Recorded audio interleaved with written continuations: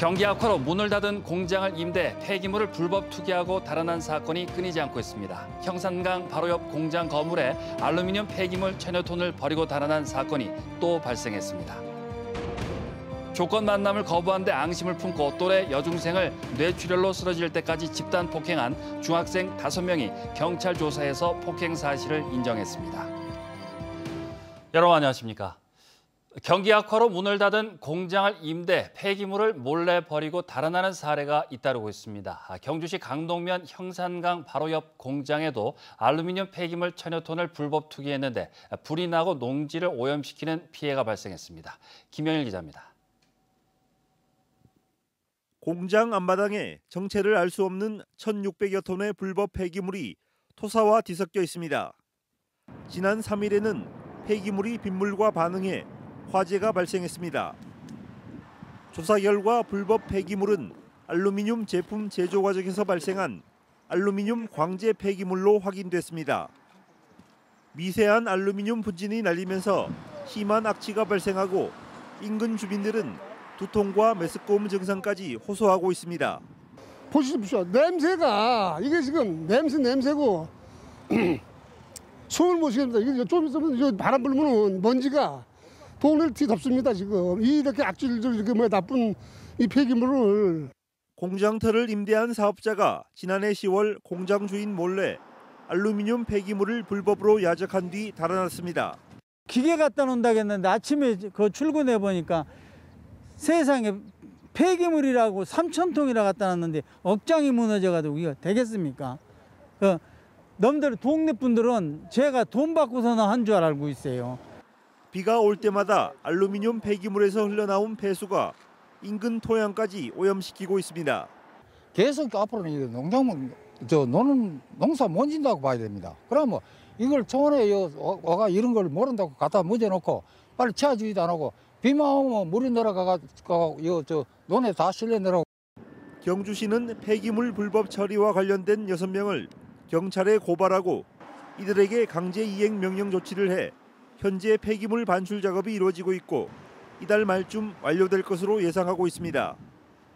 지난해 전국에 방치된 불법 폐기물은 159만 톤.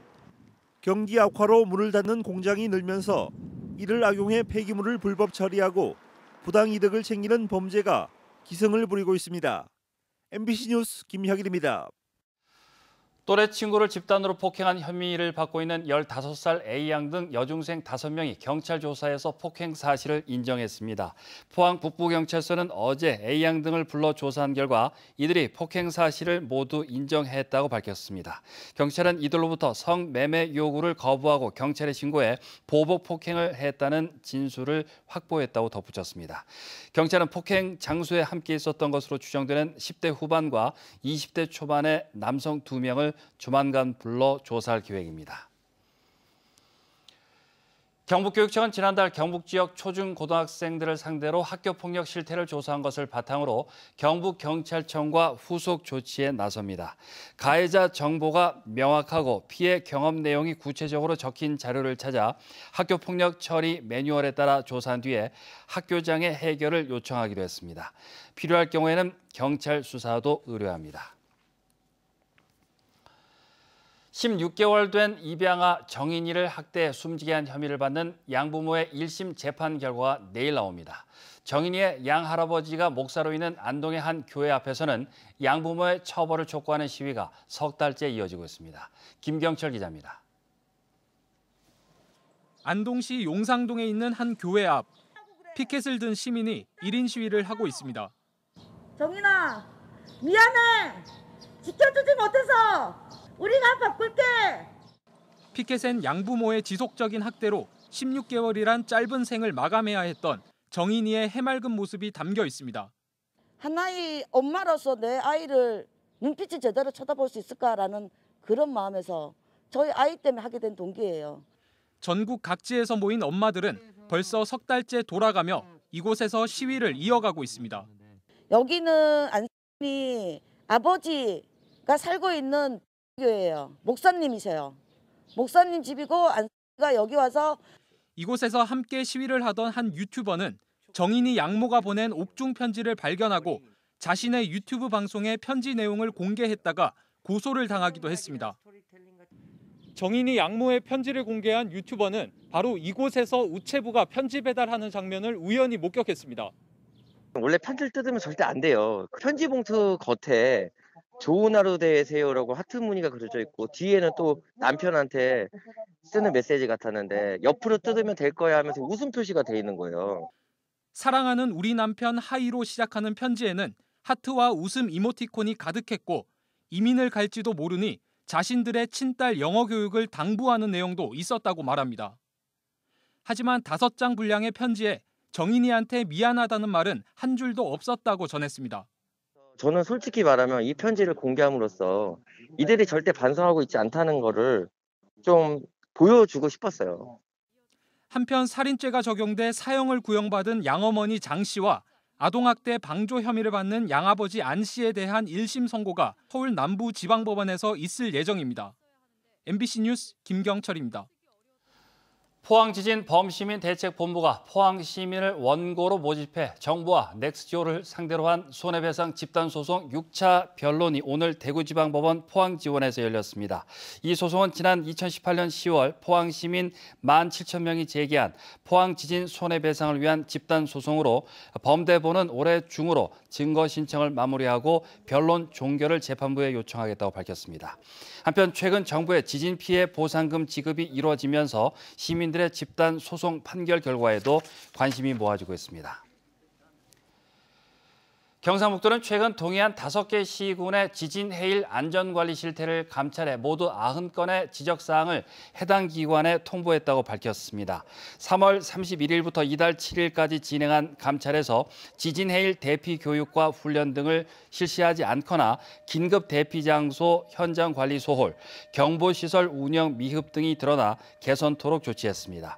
또 대피 안내 표지판의 경우 표지판별 상세 위치 표기를 의무화하고 대피로 표지판 규격 통일, 대피요원 1인이 담당하는 재해 약자 수를 최대 3인으로 제한하는 내용의 제도 개선 사항을 행정안전부에 건의했습니다. 경기 침체에다 코로나19 여파까지 겹쳐 섬유업계에도 어려움을 겪고 있습니다. 코로나 사태를 경험하면서 친환경과 보건, 안전, 건강을 테마로 한 기능성 섬유 제품이 대세라고 합니다. 섬유 박람회장의 트렌드를 박재영 기자가 소개합니다. 재활용 수거업체가 분리하고 씻고 분쇄한 페페트병 조각입니다. 잘게 잘린 플라스틱 조각들은 수분을 빼낸 뒤 고열에 녹여 실로 뽑아냅니다. 항균, 약품 처리와 재건조 공정을 거쳐 친환경 섬유로 재탄생됩니다. 의류와 자동차 내장재, 침구용 등 다양한 분야에서 활용되고 있습니다. 전 세계로도 수출되고 있습니다. 자연 환경도 보호하고 또한 동물 보호도 할 수 있는 그러한 요즘 ESG 경영에 부합되는 그런 제품이라고 생각합니다. 코로나19 여파로 건강 친화적인 섬유 소재가 시장을 주도하고 있습니다. 수술복, 마스크, 방역 보호복 같은 의료용 섬유와 자동차 내외장재, 공기 정화 필터, 유아용 의류와 속옷 등 수요는 갈수록 늘어나는 추세입니다.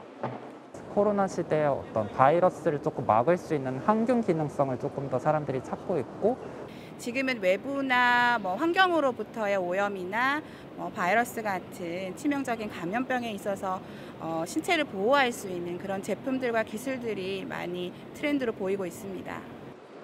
2년 만에 열린 전시회는 코로나19 여파로 참여 규모가 축소됐습니다. 수출 상담도 비대면으로 하고 있습니다. 경기 침체와 코로나19라는 악재를 극복하고 빠르게 변하는 섬유 산업 생태계에서 업체들이 경쟁력을 확보할 수 있을지 시험대가 될 것으로 보입니다. MBC 뉴스 박재영입니다.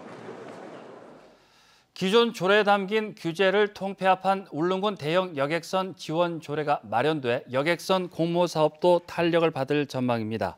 최근 울릉군의회를 통과한 새 조례는 여객선 총 통수 제한을 기존 2,500톤 이상에서 2,000톤 이상으로 완화됐습니다. 이에 따라 선체 길이와 항속, 선박 출항 통제 기준 파고 같은 선박 재원 부분이 삭제됐습니다. 또 울릉군 여객선 지원 심의위원회를 두도록 한 것도 폐지됐습니다. 포항해경은 청년 어촌 정착 지원금을 부정수급한 혐의로 39살 A씨와 41살 B씨를 구속 입건했습니다. 해경에 따르면 A씨는 실제 해당 지역에 거주하지 않은 채 아버지가 업에 종사했는데도 가짜 서류를 제출해 지난해 경주시로부터 11차례에 걸쳐 보조금 1,000만 원을 받은 혐의입니다. 또한 B씨는 업권을 다른 사람에게 빌려주고도 지난해 7월부터 12월까지 직접 업에 종사한 것처럼 꾸며 포항시로부터 보조금 540만 원을 받은 혐의입니다. 30도 안팎의 무더위가 찾아온 오늘 동해안 지역은 동풍이 불어 비교적 선선했습니다. 하지만 내일은 기온이 더 오르고 강한 자외선과 높은 오존 농도를 조심하셔야겠습니다. 조주경 기상캐스터입니다. 오늘 또 햇볕이 강하게 내리쬐면서 낮 동안 자외선 지수는 매우 높은 단계까지 올랐습니다. 경주의 한낮 기온은 28도로 어제보다 8도가량이나 올랐고요. 반면 포항은 20도 아래 머물면서 비교적 선선했습니다. 내일은 기온이 더 오르겠습니다. 볕도 강해서 자외선 지수 높게 나타나겠고요. 자외선이 대기 오염 물질을 만나면서 생성되는 오존 농도 또한 나쁨 단계 예상됩니다. 이어서 자세한 지역별 날씨 보시면 내일 쾌청한 하늘이 예상됩니다. 아침 기온은 12도에서 15도로 오늘과 비슷하게 시작하겠고요. 한낮 기온은 울진이 19도, 영덕 22도, 포항이 23도에 머물겠지만 경주는 27도까지 오르겠습니다. 울릉도와 독도도 맑은 가운데 아침 기온은 15도로 시작하겠고요. 한낮 기온은 울릉도 21도, 독도 18도로 예상됩니다. 동해바다의 물결은 0.5에서 1.5m로 비교적 잔잔하게 일겠지만 내일은 짙은 안개에 주의하셔야겠습니다. 다가오는 주말 내내 비 소식이 있습니다. 토요일 아침부터 내리기 시작해서 월요일 오전까지 길게 이어질 전망입니다. 또 이번 비는 남부지방에 집중될 것으로 예상되고요. 벼락을 동반해 요란하게 쏟아질 것으로 예상됩니다. 날씨였습니다. 올여름 이른 더위가 예상돼 질병관리청이 오는 20일부터 온열질환 응급실 감시 체계에 들어갑니다. 질병관리청은 전국 협력 응급실 490여 곳과 공동으로 온열질환자 발생과 진료 현황을 공유하고 지자체에도 알리기로 했습니다. 지난해는 온열질환자 1,000명 이상이 발생해 이 가운데 9명이 숨졌습니다. 온열질환자들은 주로 6월 초여름과 8월 늦여름에 집중 발생하고 있습니다. 해양수산부는 고래 보호를 위해 규제를 강화하고 있는 국제사회의 흐름에 맞춰 고래자원 보존 관리에 관한 고시를 개정해 시행한다고 밝혔습니다. 이에 따라 적법한 조업 중에 불가피하게 그물에 걸려 죽은 고래만 위판이 가능하고 그동안 해경 수사 후 공매가 가능했던 불법 포획 고래류는 모두 폐기해야 합니다. 또 좌초나 표류된 고래는 폐기하거나 연구 교육용으로만 활용할 수 있지만 위판은 할 수 없습니다. 경주시는 청정한 생활용수 공급을 위해 상수도 현대화 사업과 스마트 관광관리 사업에 616억 원을 투입합니다. 이를 통해 수돗물 생산에서 공급까지 전 과정을 감시 예측하는 물관리 시스템을 도입하고 노후 관로 교체와 관망 정비 사업도 펼쳐집니다. 또 사업비 416억 원을 들여 2025년까지 산내면 주민들에게 광역 상수도를 공급하고 2026년까지 350억 원을 들여 간포읍과 문무대왕면, 양남면 등 상수도 미보급 지역에도 배수 관로를 완공할 예정입니다.